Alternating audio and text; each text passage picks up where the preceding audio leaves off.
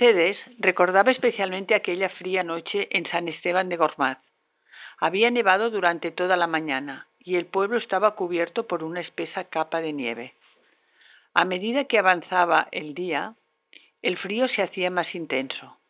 Llegó el atardecer y toda la familia se sentó alrededor del fuego. No había otro lugar en la casa más confortable y más caliente. Al irse a la cama, tardó mucho tiempo en entrar en calor. Al final se durmió, confortada por el abrigo y el silencio estremecedor de la noche. De pronto, a medianoche, algo la despertó. Unos ruidos extraños, como el sonido tenue de una pequeña campanilla, que en ese nocturno silencio se oía cada vez más. Se levantó sobresaltada, miró por la ventana y al otro extremo de la calle pudo divisar 3 siluetas fantasmales que se iban acercando. Vio al cura del pueblo con la custodia en la mano y 2 monaguillos vestidos de blanco. Uno llevaba la campanilla y el otro un cirio. Los 3 avanzaban lentamente por delante de su casa, confundidos por el blanco de la nieve. Le pareció ver una imagen casi esperpéntica. De pronto sintió un escalofrío en todo el cuerpo. ¿Sería la abuela Lucía que había empeorado? Se acostó de nuevo.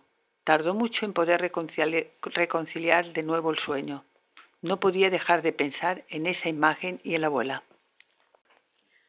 Por la mañana, cuando se levantó, empezaron a sonar las campanas como si no tuvieran prisa.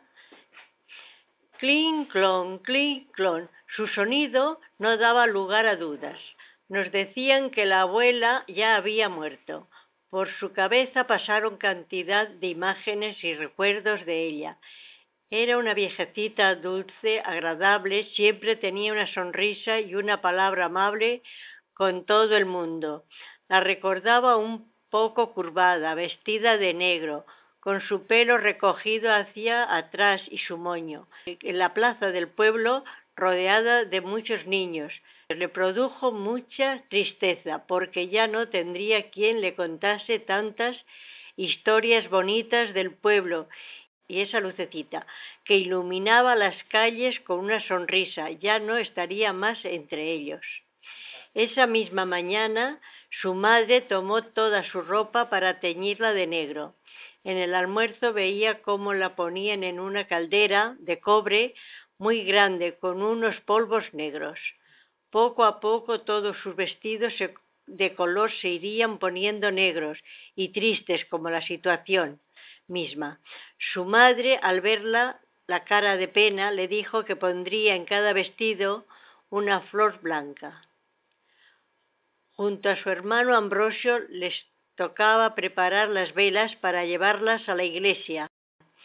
A unas tablas de madera las enrollaban con la cera de las abejas que habían traído de las colmenas. Antes de esto, colocaban un hilo de algodón dentro para que luego pudieran encenderse. Su madre le encargó que cuidara de estas velas e estuviera siempre encendidas mientras duraba la misa y el rosario. Al salir de la iglesia quiso ir a jugar con su hermano Ambrosio y sus amigas que estaban por allí. De repente gritaron: «Mercedes, no juegues, no rías, que estás de luto». Ella no entendía muy bien qué era eso. Algo importante debía ser, porque todo el mundo estaba serio. Más tarde comprendía que el luto lo llevaría durante 3 años. En aquella época era lo que se llevaba en aquel pueblo de Soria. Eso sí, podría trabajar siempre y hacer todos los recados necesarios. Ir a la escuela, ir a buscar el agua con el botijo a la fuente, atender el cordero endeble, entre otras cosas. Recordó cuando le encargaron el cuidado de unos niños pequeños. Le hacían tanta gracia que tuvo que esconderse para reír. En Barcelona, Juan sabía que tenía que ir al entierro de su abuela Lucía. Aunque no la había tratado mucho, tenía buenos recuerdos de ella. Cuando veía la foto familiar colgada en la pared de la habitación de su madre, no podía evitar recordar también a su padre, que había muerto hacía poco. Él siempre le hablaba de ella. Ahora todo era distinto. Tenía la responsabilidad de ser el cabeza de familia, pero no le apetecía nada tener que ir al pueblo a ver a la familia. ¿Qué sabían ellos de él que siempre había vivido en la ciudad? Imaginaba el pueblo pequeño, sin apenas electricidad ni carreteras, y con gran cantidad de extensiones de cultivo. Esto no le decía nada. Muchos de sus compañeros de la fábrica habían dejado las tierras para venir a la ciudad. Eran personas de carácter hosco y tenía apenas 17 años y ser representante le venía muy cuesta arriba. Sería la primera vez que sustituiría a su padre. Todavía tenía muy vivo el recuerdo de su muerte y ahora enfrentarse a otro sepelio le desbordaba. ¿Qué costumbres tendrían en el pueblo? ¿Sería igual que en Barcelona? De una cosa estaba seguro. El cementerio sería mucho más pequeño que del pueblo nuevo. Recordó las palabras de su padre cuando contaba que allí solo vivían unas 25 familias. No tenía por qué preocuparse. Al fin y al cabo, era menos que en la fábrica. Había avisado que tomaría unos días de permiso, ya que el viaje a Soria sería aproximadamente unos 20 días de viaje en tren. Serían muchas para él, que nunca había salido de la ciudad. El viaje más largo que había hecho era a pie, desde el Clot hasta la fábrica Can Saladrigas, en Pueblo Nuevo. Cuando llegó a su casa, la madre había desempolvado una maleta y había puesto 3 mudas, una para el entierro, otra para el viaje de vuelta y otra para su estancia en el pueblo. Terminó de llenar la maleta con cosas que no se podían encontrar en el pueblo, hasta que llegó la hora de coger el tren. Toda la familia le acompañó a la estación del norte. El andén estaba repleto de gente y todos llevaban fardos y maletas como la suya. Solo destacaban 1 o 2 familias que vestían de forma diferente, parecían burgueses. Sus maletas no estaban atadas con cuerdas y su vestimenta sin surcidos era nueva. La campana anunciaba la salida del popular Shanghái, destino a Galicia. Debía bajar en San Esteban de Gormaz. El tren era una tartana, una máquina inmensa y pesada que echaba nubes de humo al deslizarse por las vías. En su parte trasera estaba la reserva de carbón.